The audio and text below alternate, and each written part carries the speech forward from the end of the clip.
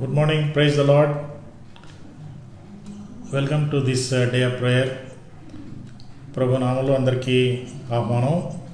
Universal Baptist church Hyderabad వారు ప్రతి గురువారం నిర్వహించు pray for India, pray for the world అనే ఈ యొక్క ప్రార్థనా సమయానికి మిమ్మల్ని ఆహ్వానిస్తున్నాము. ప్రార్థనా సమయం అంటే మీరు ఈరోజు ఎప్పుడైనా ఈ చెప్పబడిన ప్రార్థన అంశాల కొరకై ప్రార్థన చేయవచ్చు.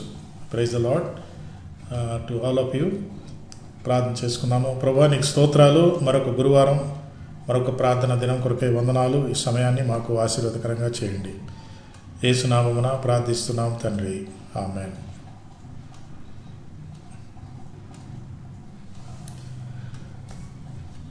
కొన్ని పుస్తకాలు ఉన్నాయి.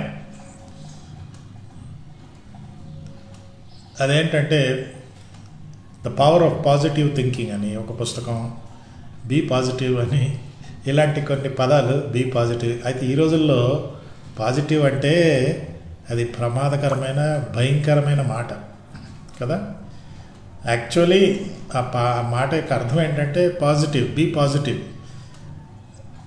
పౌల్ వాజ్ పాజిటివ్ కదా. Paul I can do all things through Christ who strengthens me, నన్ను బలపరచు క్రీస్తు ద్వారా నేను ఏమైనా చేయగలనంటే he was very positive person. ఆయనకి ఎన్నో ఇబ్బందులు, కష్టాలన్నీ వచ్చాయి. He was very positive.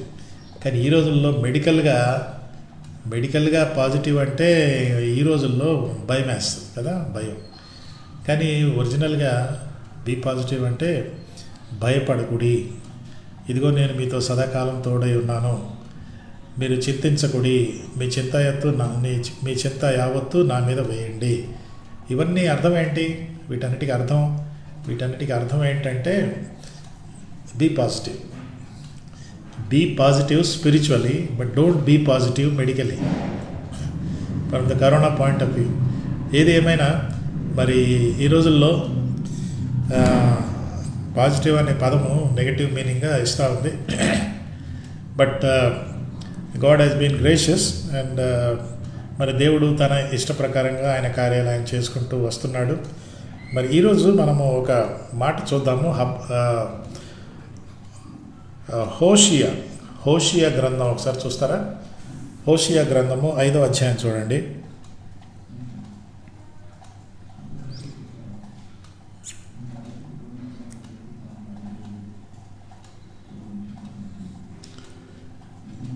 ఈ వచనము ఈ రోజుల్లో మనకు వర్తిస్తుందో లేదో ఒకసారి చూద్దాం. నేను ఈ దినాల్లో హోషియా గ్రంథం చదువుతూ ఉన్నాను.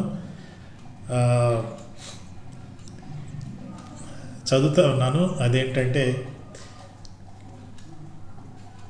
ఈ హోషియాను దేవుడు ఒక వేశ్యను పెళ్లి చేసుకోమన్నాడు.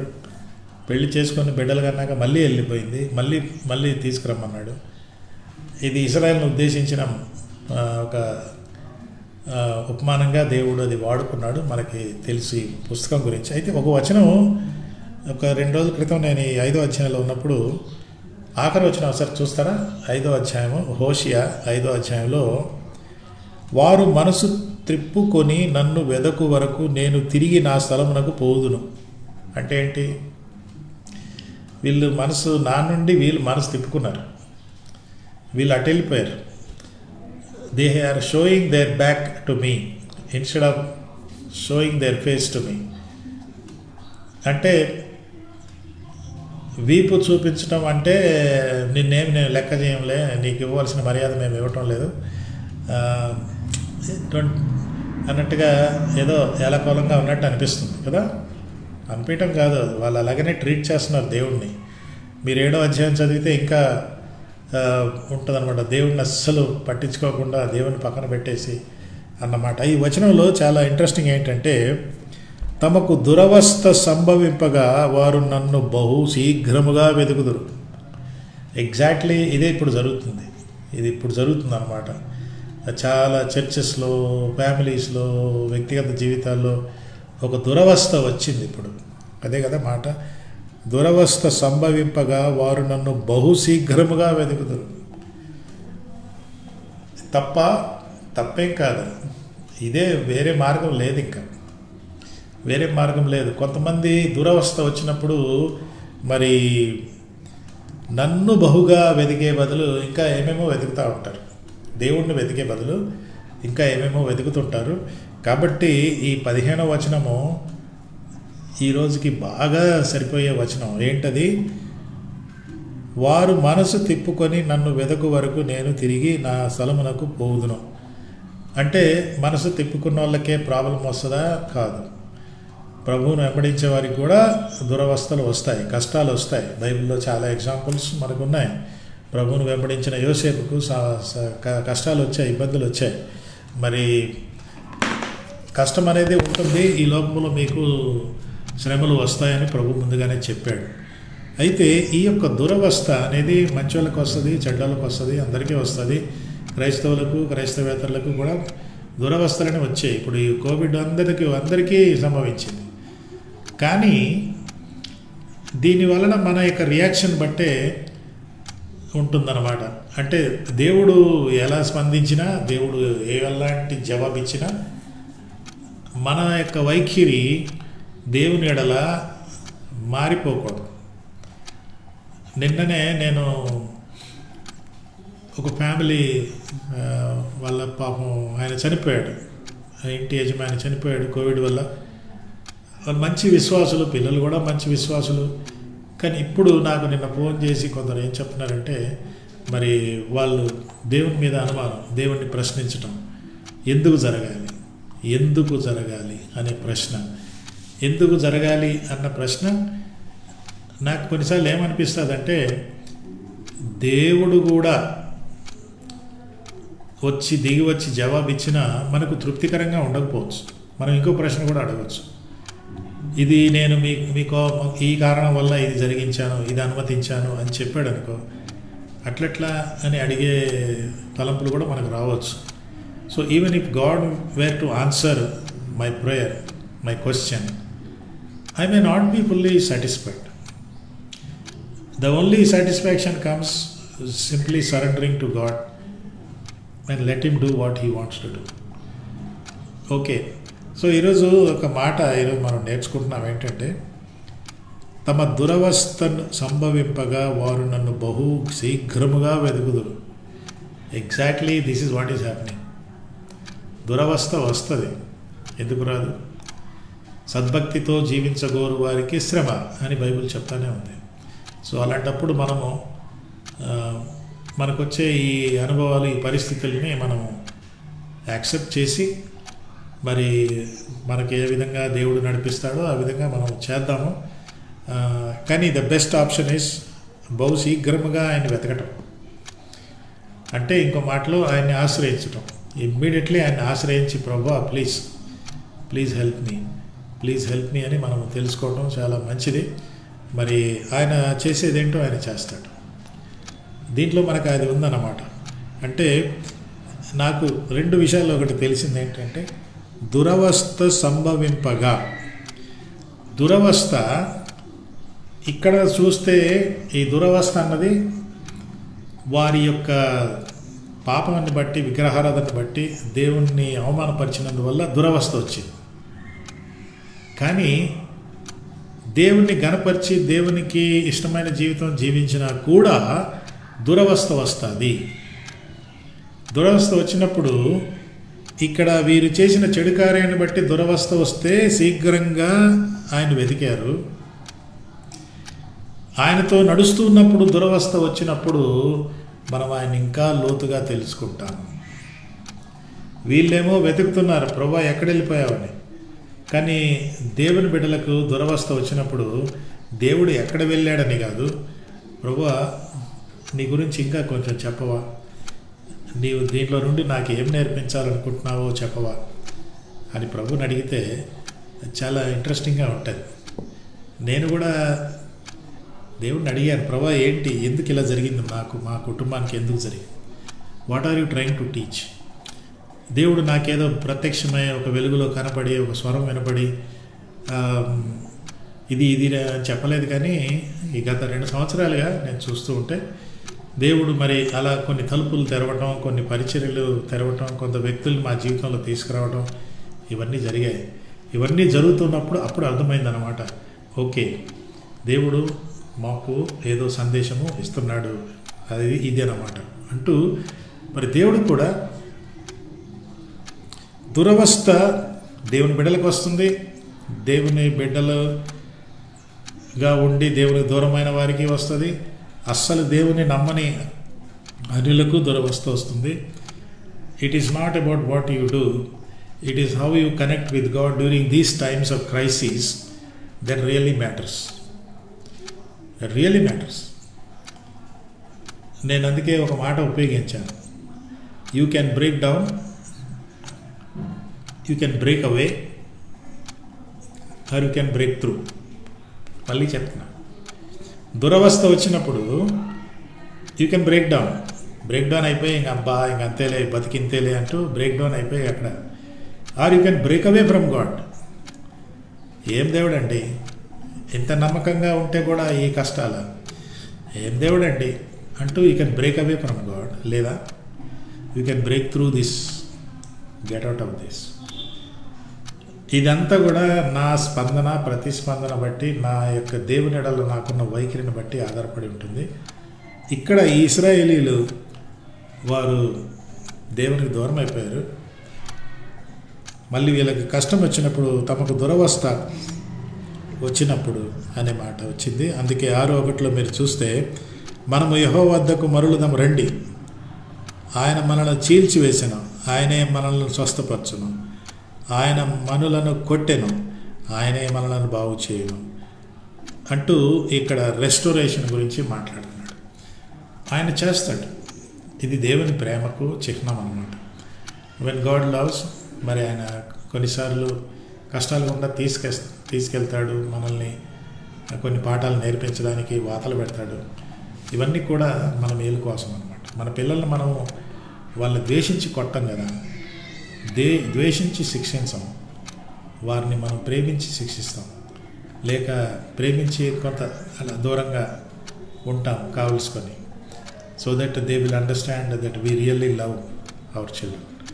This is very important. So ఈరోజు మనం నేర్చుకున్న మాట ఏంటంటే, వారు మనసు తిప్పుకొని నన్ను వెదకు వరకు నేను తిరిగి నా స్థలమునకు పోవుదును. కొన్నిసార్లు పేరెంట్స్ అలా చేస్తారు కదా, పిల్లలు సరిగా మాట వినకపోతే వీళ్ళు ఏమి విననట్టు ఉంటారు. అప్పుడు ఇంక పిల్లలకు కూడా ఏంటి నాతో మాట్లాడవా, ఏంటి అంటే కావలసుకొని మౌనంగా ఉండి, అంటే వారికి ఆ విషయం నేర్చుకోవడానికి, వాళ్ళు తల్లిదండ్రులు బాధ పెట్టారని వాళ్ళలో గ్రహింపు రావడానికి కూడా ఉంటుంది. ఇక్కడ కూడా మీరు చూస్తే, నా మనసు తిప్పుకొని నేను నా స్థలానికి వెళ్ళిపోతాను, బాగుండి మీరు అంటే, ఇక్కడ ఇక వాళ్ళని పర్మనెంట్గా వదిలేసినట్టు కాదు, పర్మనెంట్గా తీసి పారేసినట్టు కాదు, వాళ్ళకి ఆ కష్టం. సో ఆ దురవస్థ వచ్చినప్పుడు మళ్ళీ వీళ్ళు వెంటనే తిరిగి వచ్చినప్పుడు అనుభవించండి, కష్టపడండి, నా మాట వెళ్ళలేదు కదా, ఓకే గెట్ ఇట్, పెట్టుకోండి వాతలు, సఫర్ అవ్వండి, కష్టపడండి. నో, వీళ్ళు వచ్చారనమాట, ప్రభు దగ్గరికి వచ్చారు. ప్రభు దగ్గరికి దూరమైనందువల్లనే కాదు, ప్రభుకు దగ్గరగా ఉన్నా కూడా ఇంకొక అడుగు దగ్గరగా రావటానికి దేవుడు సహాయం చేస్తాడు. బహు శీఘ్రముగా వెతుకుదురు. ఇప్పుడు అదే జరుగుతూ ఉంది. పాస్టర్ గారు ప్రార్థన చేయండి, పాస్టర్ గారు ఇలాగైపోయింది. కరెక్టే, మనకు వేరే దిక్కు ఎవరు లేరు, మనం ఆయన దగ్గరికే బహు శీఘ్రముగా మనం రావాలి. సరేనా? ఓకే.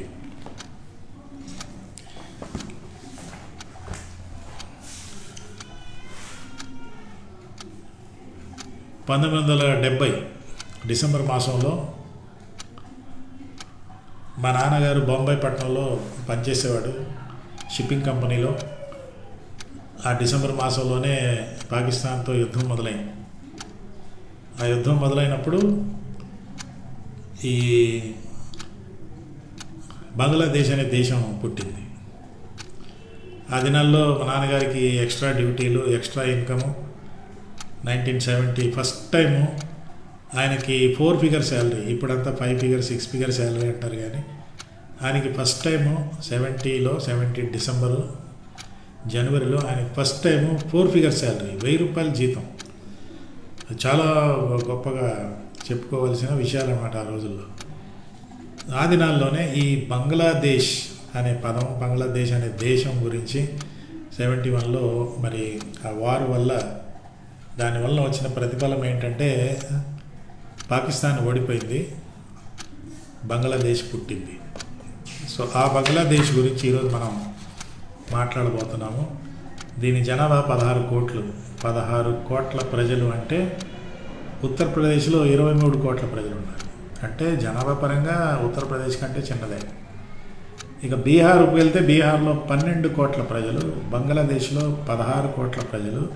అంటే ఇటు బీహారు అటు ఉత్తరప్రదేశ్ మధ్యలో కలిగిన జనాభా పరంగా ఈ దేశం, ఇది మన యొక్క పొరుగు దేశం. బెంగాలీ మాట్లాడతారు ఇక్కడ, మెయిన్ లాంగ్వేజ్ బెంగాలీ. అయితే దాంతోపాటు వేరే భాషలు కూడా ఉన్నాయి. చక్మా అని, సిలేతి అని, రంగ్పూరి అని, తర్వాత చిట్టగాంగ్ అంటారు కదా, చిట్టగాంగ్ అనేది ఉండేది. అంతకుముందు చిట్టగాంగ్ అనేవారు. తర్వాత ఢాకా అని క్యాపిటల్ సిటీగా వచ్చింది. మరి ప్రెసిడెంట్ సిస్టమ్ ఉంటుంది. ప్రైమ్ మినిస్టర్ షేక్ హసీనానే మరి షేక్ ముజీబుర్ రెహమాన్, ఎవరైతే Bangladesh father of the nation అని గాంధీని ఎలాగంటారు, ముజీబుర్ రెహమాన్ ఆయనని ఫాదర్ ఆఫ్ బంగ్లాదేశ్ అంటారు. మరి ఆయన కుమార్తె ప్రస్తుతం ఇప్పుడు ఆమె ప్రైమ్ మినిస్టర్గా షేక్ హసీనా ఉంది. ఆమె గురించి చాలా మరి చరిత్ర ఉంది. చాలాసార్లు జైలుకి వెళ్ళటం, అరెస్ట్లు అవ్వటం, ఇవన్నీ కూడా చాలా కష్టపడింది. అయితే ప్రస్తుతం ఈమె గత 10 సంవత్సరాలుగా అక్కడ మరి ప్రైమ్ మినిస్టర్గా ఉంటూ ఉంది. ముజీబుర్ రెహమాన్ అనే బంగబంధు అంటారు. బంగబంధు అంటే బెంగాలీ వారి బంధువుడు, బంగబంధు అనే మాట ఆయనకి ఇవ్వబడింది. మరి ఈ దేశము 96% Muslims. It's a Muslim country. మీరు ఆ ఫ్లాగ్ కూడా చూస్తే గ్రీన్ కలర్ ఫ్లాగ్ ఉంటుంది, ఒక రెడ్ కలర్ రింగ్ లాగా రెడ్ బాల్ ఉంటుంది. ఇది బంగ్లాదేశ్ యొక్క ఇదన్నమాట. ఈమె షేక్ హసీనా. ప్రెసిడెంట్ సిస్టమ్ కూడా ఉంది వారి యొక్క. సో ఈ దేశంలో ఇస్లాం మతం అనేది అఫీషియల్ రిలీజన్. అఫీషియల్ అంటే సర్కారు వారు ఈ మతాన్ని ప్రమోట్ చేస్తారు, కాపాడతారు, ప్రబలింపచేస్తారు.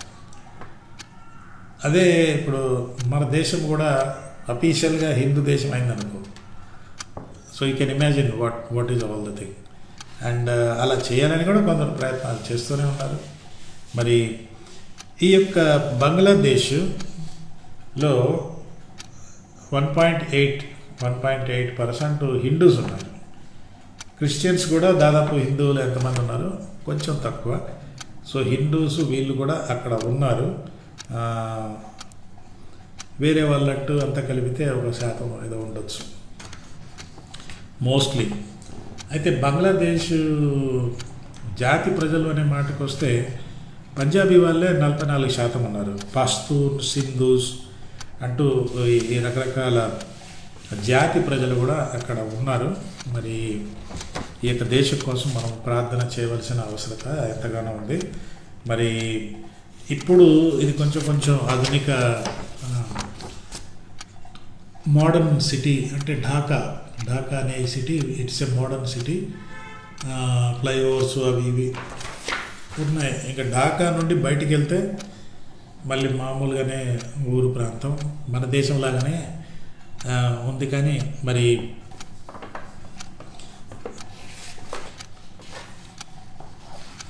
ఈ యొక్క దేశము ఇప్పటికీ పవర్టీ అంటే పేదరికం అన్నది విపరీతంగా ఉంది. మరి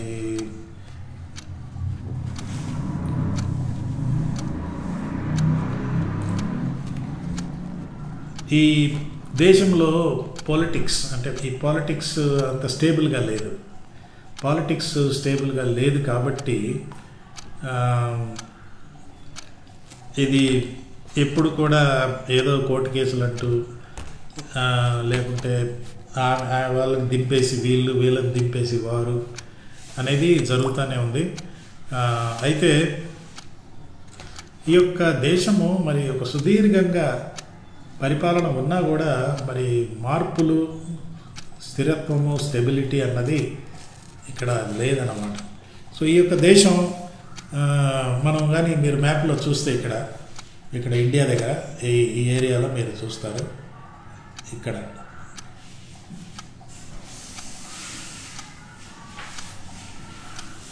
ఈ ఇండియా ఎలా ఉంది కాబట్టి, ఇండియా ఎలా ఉంటే దీని కింద ఇది బంగ్లాదేశ్ అన్నమాట.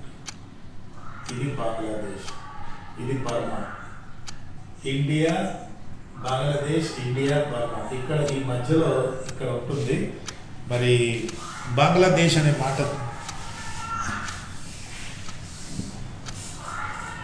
ఇండియా ఇట్లా ఉంటుంది అన్నమాట. ఇండియా చెయ్యి ఎలాగ వస్తే దాని కింద బంగ్లాదేశ్ ఉంటుంది. అంటే సరేలే నేను నా చెయ్యి మీద పెడుతున్నట్టుగా మ్యాప్లో మీరు చూస్తే అలాగ అనిపిస్తుంది. మరి బంగ్లాదేశ్ అనే దేశం పుట్టడానికి కారణం భారతదేశం. ఇందిరాగాంధీ మరి ఈస్ట్ పాకిస్తాన్ నుండి వేరు చేసేసి మీరు వేరే దేశంగా ఉండండి అని చెప్పేసి ఆ యొక్క 71 వార్ అవ్వటం, ఆ తర్వాత బంగ్లాదేశ్ అనే దేశం పుట్టడానికి కారణము ఇందిరాగాంధీ, భారతదేశం కారణంగా ఉంటుంది. అయితే 71 నుంచి ఇప్పుడు 2021 అంటే గోల్డెన్ జూబ్లీ కూడా అయిపోతూ ఉంటే ఈ దేశం ఇంకా అంతగా అభివృద్ధి చెందిన దేశం కాదు. మరి దీని కొరకు మనం ప్రార్థన చేయాలి. మరి ఇక్కడ చాలా ధనవంతులు లేకుంటే చాలా పేదవాళ్ళు, చాలా డిఫరెన్స్ చాలా ఉంది. వారే ఈ యొక్క ధనవంతులే మొత్తం కూడా కంట్రోల్లో పెట్టుకోవటం. దానివల్ల ఏమవుతుందంటే యథార్థత అనేది లేదు, న్యాయమైన పరిపాలన లేనందువల్ల కనీస సదుపాయాలు, కనీస అంటే ఇప్పుడు విద్య, ఉద్యోగం అన్నది అంతగా ఇక్కడ జరగటం లేదు. మరి పిల్లలు ఏమైనా యవనస్తులు చదువుకోవాలన్నా కూడా అన్ని లెవెల్స్లో కరప్షన్ ఉండడం వాళ్ళు డిస్కరేజ్ అయిపోతూ ఉంటారు. సో ఈ విషయం మనం జ్ఞాపకం ఉంచుకొని ఈరోజు ఈ యొక్క దేశం కోసం మనం ప్రార్థన చేద్దాము. మరి మీకు ప్రేయర్ పాయింట్స్ నేను పంపిస్తాను. ఇక్కడ రిలీజియస్ డిస్క్రిమినేషన్ చాలా ఉంది. ఎందుకంటే మనం చూసాం కదా 96% ముస్లిమ్స్ అన్నమాట. సో ముస్లిమ్స్ కాబట్టి వీళ్ళు ఎప్పుడు కూడా హిందువుల మీద, క్రిస్టియన్స్ మీద ఎప్పుడు కూడా వ్యతిరేకతలు అనేవి ఎప్పుడు ఉంటుంది. మరి ఇంక్రీజింగ్ ప్రెషర్ అంటే షరియా లా అంటే ఈ ముస్లిం లా ఇంప్లిమెంట్ చేద్దాము అంటూ షరియా లా ఇంప్లిమెంట్ చేయమని చాలా ముస్లిం గ్రూప్స్ గవర్నమెంట్ మీద ప్రెషర్ తెస్తానే ఉంది కొన్ని సంవత్సరాలుగా. That pressure is still going on. అయితే ఇక్కడ క్రిస్టియన్స్, బుద్ధిస్ట్ వీళ్ళందరూ కూడా, హిందూస్ కూడా వాళ్ళకి శ్రమలు అనేవి ఉన్నాయి. మనకి క్రైస్తవులు మనకు శ్రమలు అంటారు కదా, మరి బంగ్లాదేశ్లో ఉన్న హిందువులు, బుద్ధిస్టులు కూడా వాళ్ళు బుద్ధిస్టులు, హిందువులు అయినందుకు వారికి శ్రమలు అనేవి ఉన్నాయి. మరి కొంతమంది క్రిస్టియన్స్ అయిన తర్వాత వారిని మళ్ళీ ఫోర్స్గా రీకన్వర్ట్ చేస్తున్నారు. చేసి మీరు ముస్లిమ్స్గానే ఉండాలి, నథింగ్ డూయింగ్ అని ఫోర్స్డ్ రీకన్వర్షన్ టు ఇస్లాం ఇది ఎక్కువైపోతుంది. వాళ్ళు పసిగడుతున్నారన్నమాట. స్పెసిఫిక్గా ఎవరు ఇస్లాం నుండి క్రిస్టియన్స్ అయిపోయారో వాళ్ళని ఐడెంటిఫై చేసి వాళ్ళని పట్టుకొచ్చి వాళ్ళని ఫోర్స్గా మళ్ళీ రీకన్వర్ట్ చేయటం అన్నది ఇక్కడ జరుగుతుంది. కాబట్టి ఈ విషయంలో మీరు కాన్స్టిట్యూషనల్ ఫ్రీడమ్ అది మరి గవర్నమెంట్ పూర్తిగా గ్యారంటీ ఇచ్చేలాగున మనము ఈ విషయంలో ప్రార్థన చేయాలి. ప్రే ఫర్ ది కాన్స్టిట్యూషనల్ ఫ్రీడమ్. మత ప్రచారం చేసుకుంటాము, ఎవరు దాన్ని ఆపడానికి వీలు లేదని, అలా జరిగేలాగా మనం ప్రార్థన చేద్దాము. The tribal people very existence threaten by Bengali population. అంటే ఇక్కడ చాలామంది జాతి ప్రజలు ఉన్నారు చూసారా, పస్తూన్, సింధీస్, సరైకీస్, ముహాజీర్స్, బలోచిస్తాన్ అంటారు కదా. ఇంకా ఇలాంటి తక్కువ జాతి ప్రజలు, వేరే జాతి ప్రజలు అనేవాళ్ళు ఉన్నారు. అయితే మరి ఈ యొక్క బెంగాలీ వారు ఎక్కువగా ఉన్నారు కాబట్టి, బెంగాలీ భాష కూడా ఎక్కువగా ఉంది కాబట్టి ఇక్కడ మరి చాలా వరకు ఈ యొక్క డిస్క్రిమినేషన్ అనేది జరుగుతుంది. Several people of the Chittagong Hill Tracts suffer from slow squeeze, అంటే their lands are and even culture are under threat by Islamic. అంటే వీళ్ళు ఇస్లామైజేషన్, ఇస్లాంగా ముస్లింగా మార్చేసేయాలి ప్రతి ఒక్కరిని అనే ఈ యొక్క ప్రణాళికలో, ఈ యొక్క ప్రోగ్రాంలో మరి ఇలాంటి కొన్ని ప్రజాజాతులు వారికి ప్రమాదం ఉంది. వీరి కొరకై మనము ప్రార్థన చేయాలి. ప్రే for the settlement granting limited autonomy, అంటే వీళ్ళు ఎక్కడైతే ఉన్నారో అది వారికి హక్కు ఉన్నది అనేది, అది గవర్నమెంట్ దానికి సపోర్ట్ చేసేలాగా మనము ప్రార్థన చేయాలి.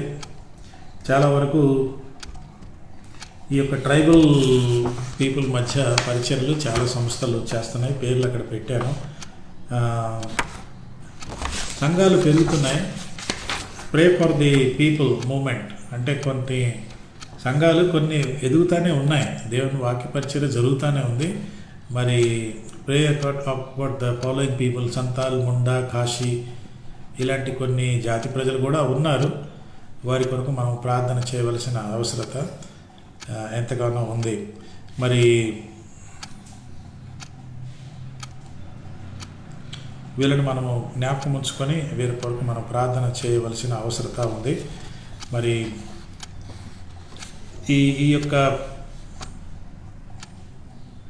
ప్రేయర్ పాయింట్స్ మనము జ్ఞాపకం ఉంచుకొని, the majority of the believers are traditionally been from Hindu background and usually from the less populous countries. So the ill treatment of Hindus in Bangladesh has made them more responsive. So ఇక్కడ హిందువులను హింసిస్తున్నారు కాబట్టి వారికి క్రైస్తవ సువార్తపై ఆకర్షణ వస్తూ ఉంది. అందుకే మనం ప్రేయర్ చేయాలి వాళ్ళ కోసం. మరి believers from Muslim background, there are thousands of now they call as Jesus as lord.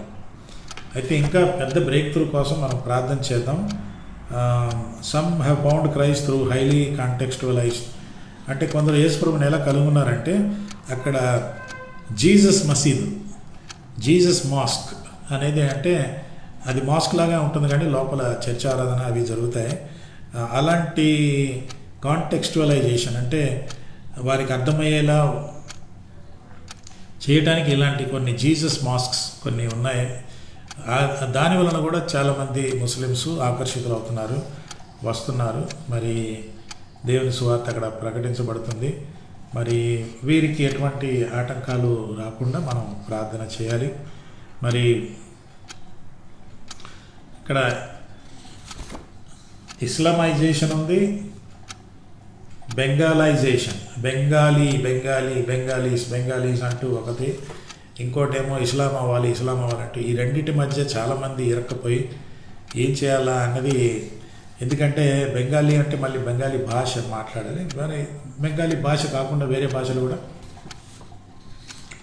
మాట్లాడే వాళ్ళు ఉన్నారు. కాబట్టి మరి ఇలాంటి పరిస్థితుల్లో కొన్ని సంస్థలు పనిచేస్తున్నాయి.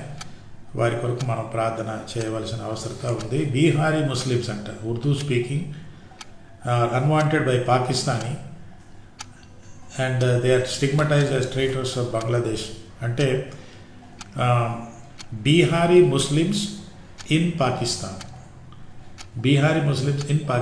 వీళ్ళని పాకిస్తాన్లో వాళ్ళని తీసి పారేస్తూ ఉంటారు అన్నమాట. వాళ్ళు ఏమంటారంటే 71 వార్లో మీరు పాకిస్తాన్ దేశంతో సహకరించకుండా దేశానికి ద్రోహులు మీరు అంటూ వారిని చాలా ఇచ్చేస్తున్నారు. మరి వీళ్ళందరూ కూడా ఆయా రిఫ్యూజీ క్యాంపుల్లో ఉండడం, మరి కష్టాల్లో ఉంటున్నాం. అందుకే మరి వీళ్ళ కోసం కూడా మనం ప్రార్థన చేయాలి. ఇప్పుడు అయిపోయింది, 50 సంవత్సరాలు అయిపోయింది, కానీ ఇప్పుడు కూడా వాళ్ళని ఇంకా విసిగించి వారిని స్టిగ్మటైజ్ చేసి ఐసోలేషన్ చేయటం కాకుండా మరి వారు సమాధాన పడినట్లు మనము ప్రేయర్ చేయాలి. ఎందుకంటే ఇది క్రిస్టియన్ సంస్థ లేక చర్చి వాళ్ళ ద్వారానే జరుగుతుంది. అందుకే మరి ఇలాంటి విషయాల్లో మరి ప్రార్థన చేద్దాం. రోహింగ్యా ముస్లిమ్స్ అంటారు, మనకు తెలుసు కదా, బంగ్లాదేశ్, పక్కనే బర్మా, మియన్మార్ ఉంది. సో రోంగియా అంటూ మరి వారిని బంగ్లాదేశ్ వాళ్ళు తరిమేయటం, కొందరు ఇండియాకి రావడం, కొందరేమో పాకిస్తాన్, బంగ్లాదేశ్, వాళ్ళు దాదాపు 2.5 లక్షల మంది వచ్చేసారనమాట. మియన్మార్ అంటే అది బుద్ధిస్ట్ దేశం. సో ముస్లిమ్స్ అంటూ రోహింగ్యా ముస్లిమ్స్. సో వీళ్ళందరూ చిన్న చిన్న క్యాంపుల్లో అక్కడక్కడ ఉన్నారు. వీరికి పాపం సరైన వసతులు, ఫుడ్ కూడా లేకుండా ఉంది. మరి వీరి మధ్య కొన్ని సంస్థలు మరి రీహాబిలిటేషన్ ప్రోగ్రామ్ చేస్తుంది. మనం ప్రార్థన చేయాలి. Scripture is in great demand involving the Quranic language in the Bible attempts to protect Muslims. అంటే legal complication involving Quranic language. Bible translation చేసేటప్పుడు కొన్ని ఖురాన్ పదములు, వర్డ్స్ కొన్ని ఉపయోగించినప్పుడు దానివల్ల కూడా కొంతమంది అనవసరంగా కేసులు పెట్టేసి అసలు మన యొక్క ముస్లిం భాష, ఈ ఉర్దూ భాష, దీనికి భద్రత లేకుండా పోయింది, అది వేరే మతాల్లోకి కూడా వెళ్ళిపోతుంది ఈ పదాలు అంటూ కొంతమంది డిస్టర్బ్ చేస్తున్నారు. మరి బైబిల్ సొసైటీ వారు చాలా మంచి పరిచర్య ఇక్కడ చేస్తున్నారు. ఎవ్రీ హోమ్ క్రూసైడ్ వాళ్ళు ఉన్నారు. Literacy, the availability of the Bible in the Muslim Bengali dialect కావాలన్నమాట. అంటే ఒక పక్కన వారికి అక్షర జ్ఞానము రావాలి, మరో ప్రక్కన బైబిల్ తర్జుమాలు కూడా జరుగుతూ ఉన్నాయి. దీని గురించి మనం ప్రార్థన చేద్దాం. At least 5 possibility translations are needed. కనీసం ఒక 5 బైబిల్ భాష అంటే తర్జుమా కార్యక్రమాలు తలపెట్టాలి. మరి అది త్వరగా స్టార్ట్ చేయడానికి. ఎందుకంటే బైబిల్ ట్రాన్స్లేషన్ ప్రాజెక్ట్ అనేది కనీసం 15 నుండి 20 సంవత్సరాలు టైం పడుతుంది అది ట్రాన్స్లేషన్ చేయాలంటే. అది మామూలు మాట కాదు. కానీ అది ఒక గొప్ప పెట్టుబడి. కాబట్టి వీరి మధ్య మరి కార్యం జరిగేలాగా ప్రార్థన చేద్దాం. మరి బంగ్లాదేశ్లో కేసులు అంటే మరణాలు కేసులు దాదాపు 8 లక్షల కేసులు ఉన్నాయి. రికవరీ కూడా జరిగింది. అయితే 12,450 మంది చనిపోయారు. 12,450 మంది చనిపోయారు. ఇక మన దేశం గురించి చెప్పనక్కర్లేదు. 2,73,00,000. మరి మరణాలు 3,12,000 వరకు దాటిపోతూ ఉంది. మరి ఆంధ్ర, తెలంగాణ రాష్ట్రాల్లో కూడా కేసులు పెరుగుతూనే ఉన్నాయి. అందుకే మనం ప్రార్థన చేయాలి. మరి సరి అయిన స్టాటిస్టిక్స్ బయటికి రావట్లేదని, ఇలా రకరకాలుగా కారణాలు ఉన్నాయి. అంటే మన దేశంలో ఇంకా కోవిడ్ ఏదో తగ్గుముఖం పట్టింది అనే పదాలు వాడుతున్నారు. అది వాస్తవం కాదని కొందరు. అది ఇంకా దీనివల్ల మళ్ళీ వేరే రకాల ఇది black fungus, white fungus, yellow fungus అంటూ మరి ఫ్యూచర్లో రెయిన్బో ఫంగస్ అని అన్ని రంగులు ఫంగస్ అని కూడా రావచ్చు. We cannot say. అంటే ఇలాంటి పరిస్థితుల్లో మనము జాగ్రత్తగా ఉందాము. మరి మన దేశం కొరకు ప్రార్థన చేసే అవసరత ఎంతగానో ఉంది. చాలామంది దైవజనులు కష్టాల్లో ఉంటున్నారు, చనిపోయారు. కొంతమంది సీరియస్గా ఉన్నారు. కొంతమంది రికవర్ కూడా అయ్యారు. నాకు తెలిసిన వాళ్ళు రికవర్ అయిన వాళ్ళు కూడా ఉన్నారు. వీరందరి కోసం మనం ప్రార్థన చేయాలి. మరి ఈ సమయంలో మనం ముగించే ముందు ఏమైనా ప్రార్థన అంశాలు ఉంటే మీరు చెప్పండి. నేను అడిగాను. మరి ఇప్పుడు కూడా టైం ఉంది. మరి ఈ సమయంలో నేను బ్రదర్ ఎబినేజర్ గారి కోసం ప్రార్థన చేస్తాను. మన సంఘ ట్రెజరర్ గారు గత 2 రోజులుగా అనారోగ్యంగా ఉన్నాడు. ఫీవరిష్గా, గ్యాస్ట్రిక్ ప్రాబ్లము, ఒళ్ళు నొప్పులు ఇవి ఉన్నాయి. నిన్న ఈవినింగ్ నేను మాట్లాడాను, ప్రార్థన చేశాను. మరి బ్రదర్ ఎబినేజర్ గారి కోసం మనం ప్రత్యేకంగా ఈ సమయంలో నేను ప్రార్థన చేస్తాను. మీరందరూ కూడా ఏకీభవించండి. మరి అదే సమయంలో మరి ఆల్ఫ్రెడ్ గారి సిస్టర్ హస్బెండ్ చిన్న దావీద్ గారు కూడా ప్రభువుని నిద్రించారు.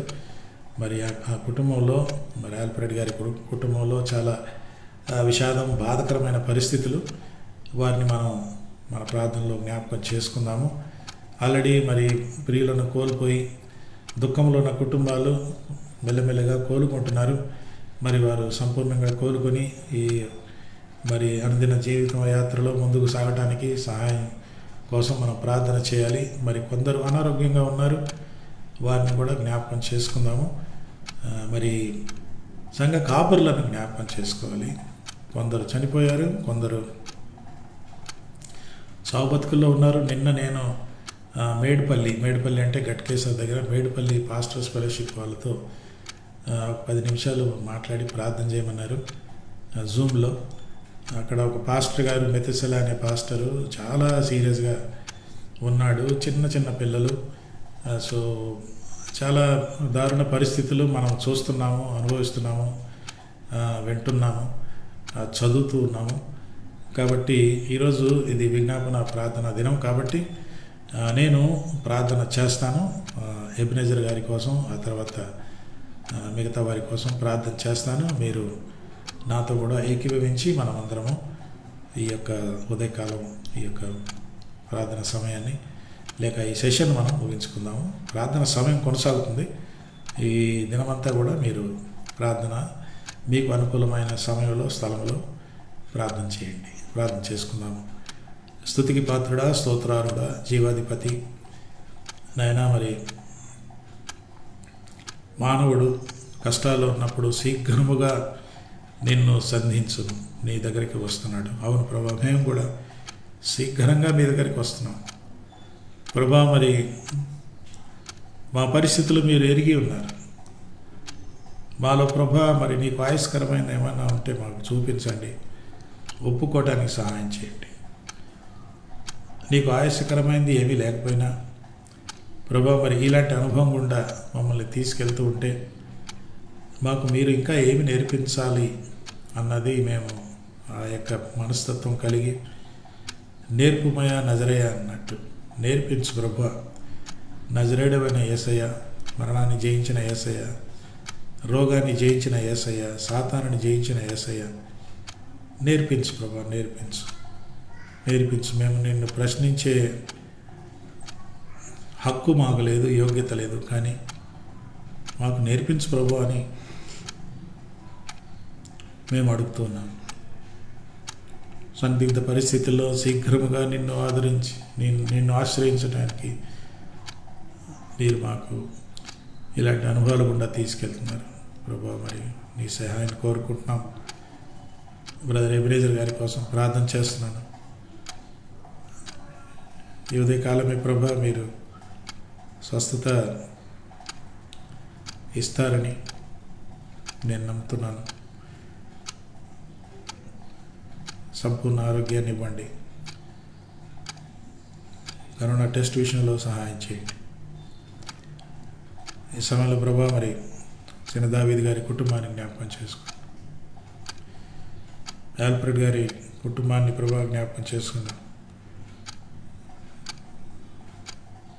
వాళ్ళ ప్రియులను కోల్పోయి దుఃఖంలో, బాధలో, వేదనలో ఉంటుండగా ఎందుకు అనే ప్రశ్న కలిగినప్పటికీ మానవ మాత్రులు కాబట్టి ఇలాంటి ప్రశ్నలు మాకు వచ్చినా కూడా ప్రభా చివరికి మీ చిత్తం, మీ నడిపింపు మీరు అనుమతించిందే మేము అంగీకరిస్తూ ఉన్నాం. అయితే బాధలో ఉన్నాం కాబట్టి మాకు ఆదరణ కావాలి,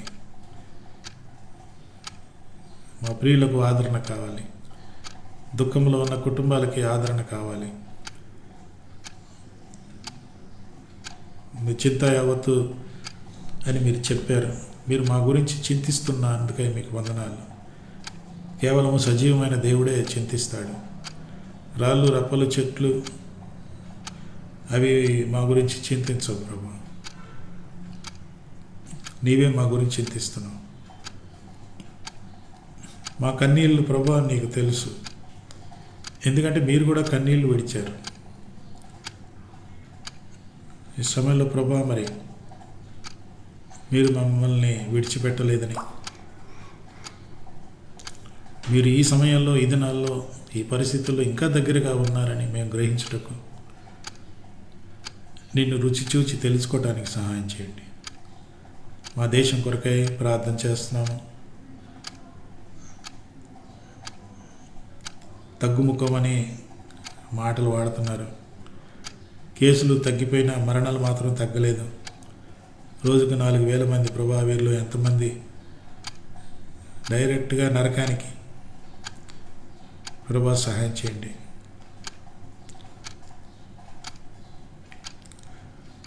ఈ దినమంతా మీ కృపలో ఉంచండి. బంగ్లాదేశ్ దేశం కోసం ప్రార్థన చేస్తున్న ముస్లిం దేశం అయినప్పటికీ అనేక విధాలుగా పరిచర్యలు జరుగుతున్నాయి. అనేక సంస్థలు అక్కడ ఉన్నారు, సేవకులు ఉన్నారు. వారిని మీరు భద్రపరచండి. ఈ సమయంలో ప్రభా, మరి చనిపోయిన పాస్టర్ల కుటుంబాలకు జ్ఞాపకం చేసుకుంటూ కొన్ని వందల మంది చనిపోయారు ప్రభా. వారు విడిచి వెళ్ళిన పరిచర్యను, దానికంటే ముఖ్యంగా వారు విడిచి వెళ్ళిన కుటుంబాన్ని మీరే ఆదుకోండి. మీరే సహాయాన్ని అందించండి, ఆదరించండి. వారు విడిచి వెళ్ళిన పరిచర్య సంఘాన్ని ఏ విధంగా కొనసాగించాలో ప్రభా, మన సంఘానికి సంబంధించిన వారితో మీరు మాట్లాడండి. తగిన నాయకులను, తగిన పరిచారకులను మీరే సిద్ధపరచండి, వారికి ఇవ్వండి. ఈ దినమంతా ప్రభా మీ కృపలో మమ్మల్ని ఉంచి నడిపించమని యేసుక్రీస్తు నామమున అడుగుచున్నాము తండ్రి. ఆమేన్.